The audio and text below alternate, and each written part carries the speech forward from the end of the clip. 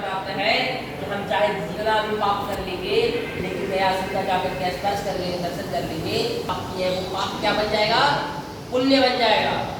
इसी कारण सभी लोग पाप करने में लीन हो गए, सारे पुण्य कर्म का त्याग कर दिए, अन्नदान, गौदान, स्वर्णदान, जो भी दान उपदान करते थे सारा बंद कर दिए, देवताओं को हव्य देना, पितरों को कव्य देना ये बंद कर दिए, है ना। अनेक प्रकार के जितने भी पूजन पाठ अनुष्ठान थे सारे बंद कर दिए, और सब किस चीज में लग गए? तो पाप करने में लग गए। अब इसी कारण से अब सभी लोग पाप कर रहे थे, तो यमराज को नियुक्त किया गया है कि आप जितने भी पापी आएंगे आपके यहाँ उनको आप दंड देंगे, उसके बाद उनको आप मुक्ति प्रदान करेंगे, जैसा उनका कर्म रहेगा वैसा उनको दंड दिया जाएगा। लेकिन जैसे ही भगवान नारायण का वरदान के कारण गयासुर ने जो बोला है ना, गयासुर को जो वरदान प्राप्त था, सभी लोग जाते जीवन और पाप किए, गयासुर यमराज यहाँ उनके द्वार तक भी नहीं गए, सीधे विष्णु धाम चले गए। अब ऐसे ऐसे करते करते एक समय ऐसा आया जब यमराज के यहाँ पूरा सन्नाटा छा गया, है ना, सभी लोग जाना ही बंद कर दिए। अब यमराज परेशान कि हमारा जो कर्म नियुक्त किया गया था, तो हमें सभी के कर्म का दंड को देने के लिए नियुक्त किया गया था, लेकिन अब हमारे यहाँ कोई आ ही नहीं रहे, तो दंड हम किसको देंगे? तो परेशान होकर के भगवान नारायण के पास गए और बोले, हे प्रभु, आपने जो गयासुर का वरदान दिया है, वरदान के कारण सभी लोग मेरे यहाँ आना बंद कर दिए हैं और पूरे सृष्टि में हाहाकार मचा है, सभी लोग पाप करने में लीन हो गए, दिन रात पाप कर रहे हैं। अब भगवान नारायण बोले कि बताइए तो आप हमसे क्या चाहते हैं? तो बोलते हैं यमराज कि हे प्रभु, ऐसा कोई उपाय निकालिए जिससे कि जो गयासुर का आतंक पूरे विश्व में चल रहा है उससे ये पूरा सृष्टि जो है मुक्त हो जाए। अब भगवान ने ऐसा वचन सुना तो उन्होंने बोला ठीक है। तो भगवान नारायण ने ब्रह्मा जी को बुलाया और बोले कि हे ब्रह्मदेव, आप गयासुर के निकट जाइए और यज्ञ करने के लिए पवित्र भूमि का मांग करिए, पवित्र भूमि मांगिए।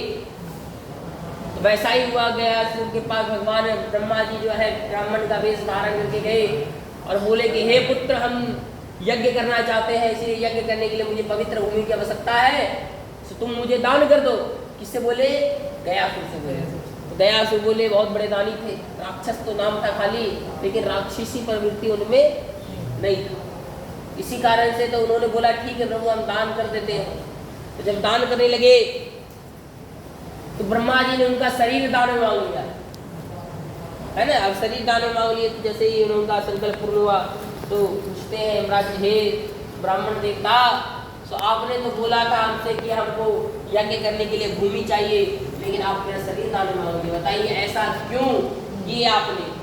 तो बोलते हैं कि ऐसा हमने इसलिए किया क्योंकि आपके कारण जो है पूरी सृष्टि में हाहाकार मचा हुआ है कि नहीं।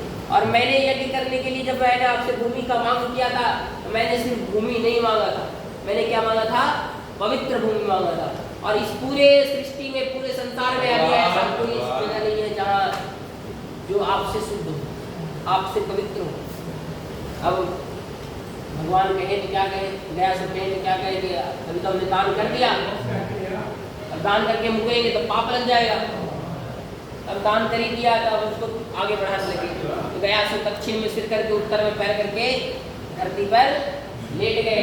अब लेट करके उनके ऊपर ब्रह्मा जी ने क्या रखवा दिया? धर्मशिला रखवा दिया। पितृत्व को नष्ट करने वाला धर्मशिला रखवा दिया। धर्मशिला के रखवाने से जो उनके ऊपर वेदी बनाई, यज्ञ मंडप बना दी, यज्ञ मंडप बना के सब ऋषि को बुला करके हवन करने लगे, यज्ञ करना प्रारंभ कर। यज्ञ में जब आहुति पड़ने लगा तो यज्ञ का ज्वाला जो है प्रचंड हो गया, तेज हो गया, अधिक हो गया, और उसका ताप किसको लगने लगा? गयासुर को ताप लगने लगा। अब ज्यादा अग्नि निकलेगा तो ताप लगना निश्चित है। गयासुर को ताप लगने लगा तो वो हिलने लगेगी और कोशिश करने की जल्द से जल्द इस धर्मशिला को अपने वक्षस्थल छाती के ऊपर हटाए ताकि हमारा जो शरीर में कष्ट है वो दूर हो जाए। अब इसी कारण से दूर हो जाए तो भगवान सभी देवतागण क्या किए, जब देखे कि गयासुर उठ करके खड़ा होने लगे, सारे देवता जब गयासुर के अलग अलग अंग पर जाकर के बैठ गए, है ना। कोई हाथ पे बैठ गए, कोई पीठ पे बैठ गए, सर पे बैठ गए, ऐसे करके अलग अलग अंग पर बैठ गए। और अंग पे बैठने से क्या हुआ कि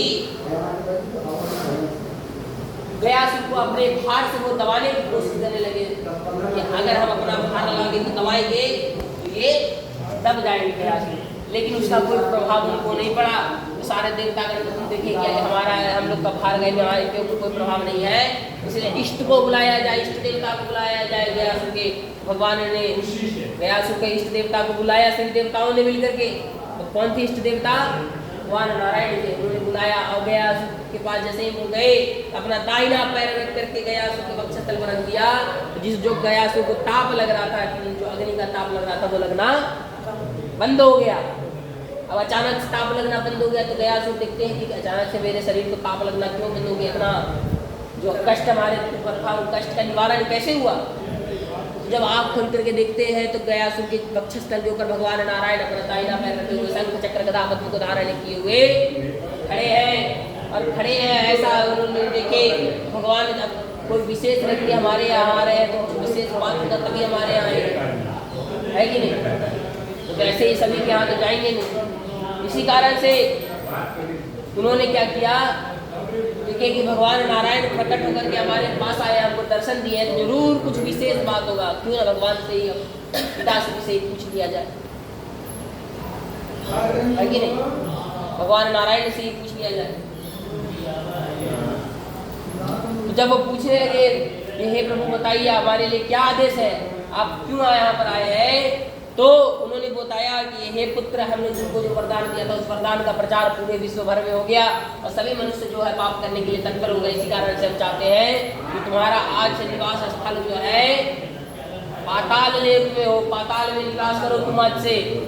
गयासुर को वरदान दिए और गयासुर ने वरदान मांगा कि हे प्रभु मैं तो चला जाऊंगा, है कि नहीं, और मेरा शरीर भी ये चला जाएगा, लेकिन किसी को भूलने ना देना। ऐसे करने के लिए पूरा क्षेत्र का नाम जो है आप मेरे नाम पर रख दीजिए, ताकि मेरा नाम पूरे विश्व में जाना जाए, विश्व विख्यात हो जाए। ऐसा वरदान दीजिए। तटका क्या किया गया, भगवान का ऐसा आदेश सुन करके भगवान ने बोला कि ठीक वरदान मांगोगे वैसा हम तुमको देंगे।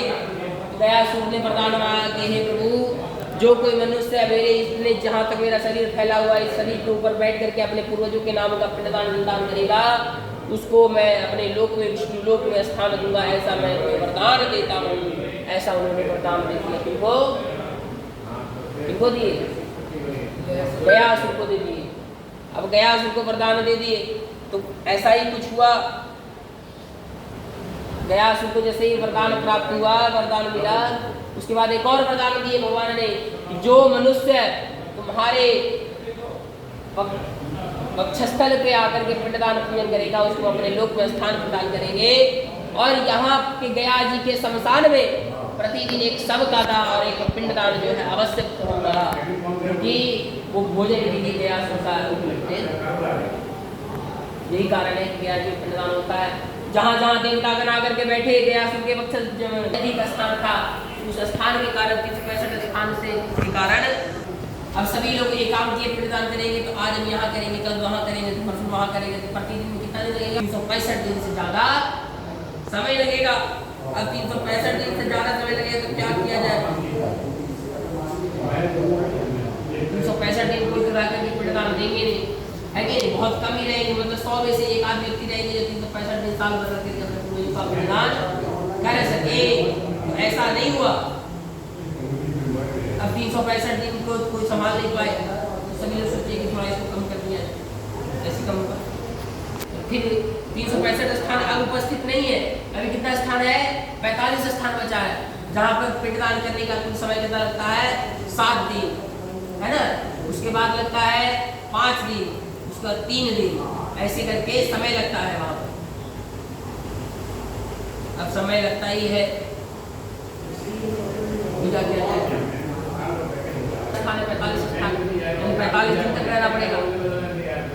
तो सभी लोगों ने एक उपाय निकाला कि हम यहाँ बैठ करके इसके अगल बगल जितना भी स्थान है उसका संकल्प कर लेंगे। जैसे फल्गु नदी, विष्णु का मंदिर, 6 बटे ऐसे करके करके सभी नदी का संकल्प एक बार कर लेगा, पिंडदान पूजन यहाँ पर कर देंगे।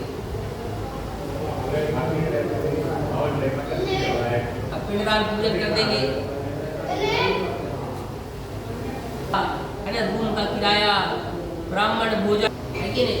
सभी लोगों ने क्या किया कि 45 स्थान के लिए 45 दिन का समय न रखते हुए 17 दिन कर दिए, 17 से 10 कर दिए, 10 से 12 कर दिए, 12 से 15 कर दिए, ऐसे करके उन्होंने स्टाफ रखा। उस स्थान को कैप्चर कर लेंगे, अब उसका नाम संकल्प कर लेंगे। जैसे यहाँ फल्गु नदी विष्णुपद मंदिर ले रहे थे, अब क्या लेंगे, फल्गु नदी विष्णुपद मंदिर गया, गया से काकवली, राम, ऐसे करके वेदियों का नाम लेकर के यहाँ संकल्प कर लेंगे। यहाँ पर पिंडदान कर लेंगे, उस पिंडदान को ले जाकर के वहाँ जिस जहाँ का पिंडदान हमने किया वहाँ जाकर के विसर्जित कर देंगे। अब 5 दिन तक सही है, 3 में वो क्या करेगा, उसके लिए भी उपाय निकाला गया। ऐसा करने के लिए जो है, जो लोग पिंडदान करना चाहते हैं, काम की 1 दिन का पिंडदान करना चाहते हैं, तो वो मुख्य स्थलों का पिंडदान करें। कौन कौन सा स्थल है, एक स्थान पर बैठ जाए, फल्गु नदी विष्णुपद मंदिर वट वृक्ष के स्थान का नाम ले ले और संकल्प करके पिंडदान कर दे। और उसके बाद जहाँ जहाँ स्थान का पिंडदान किया उस स्थान पर ले जा करके विसर्जित कर दे। ऐसे करके पिंडदान करेंगे। अब कहते हैं लालन पालन में किसी प्रकार का कमी नहीं था, हमारे लिए आज जो है यहाँ पिंडदान करेगा वो पुत्र हमको तार देगा। तो ऐसा ही आपको करना है, अपने पूर्वजों के नाम का पिंडदान करते हैं। जो सामर्थ्यवान होकर के भी गया जी में आकर के पिंडदान नहीं करते हैं, तो उनके पितृ सोचते हैं, बोलते हैं आपस में कि लगता है कि हमारे ही पालन लालन पालन में कुछ कमी रह गया, इसलिए पुत्र हमारा जो है पिंडदान करने के लिए गया जी नहीं जा रहा है और विलंब कर रहा है। इसीलिए जो सामर्थ्यवान है जरूर से आकर के पिंडदान गया जी में करना चाहिए। यही कारण है कि गया जी में पिंडदान पूजन होता है कि नहीं।